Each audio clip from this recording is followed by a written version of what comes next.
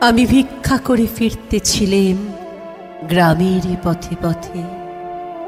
তুমি তখন চলেছিলে তোমার স্বর্ণরথে।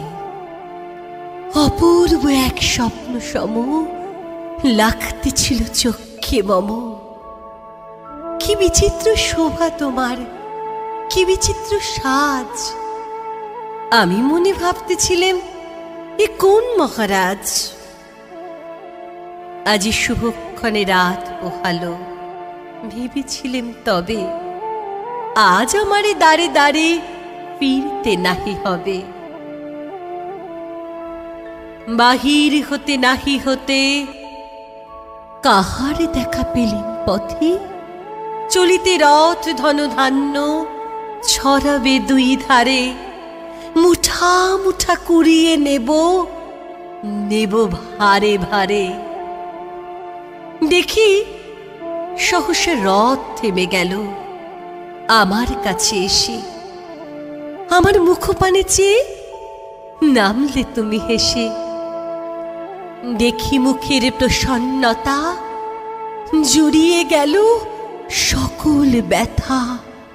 হেনকালে কিসের লাগি তুমি অকস্মাৎ আমায় কিছু দাও গো বলে বাড়িয়ে দিলে হাত। মরে এ কি কথা রাজাধিরাজ, আমায় দাও গো কিছু। শুনে ক্ষণকালের তরে রইনু মাথা নিচু।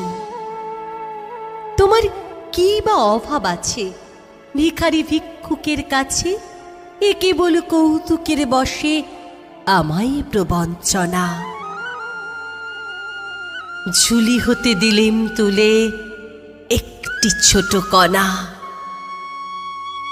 যবে পাত্রখানি ঘরে এনে উজাড় করি, এ কি ভিক্ষা মাঝে একটি ছোট সোনার কণা দেখি। দিলিম যা রাজ ভিখারি রে, স্বর্ণ হয়ে এলো ফিরে।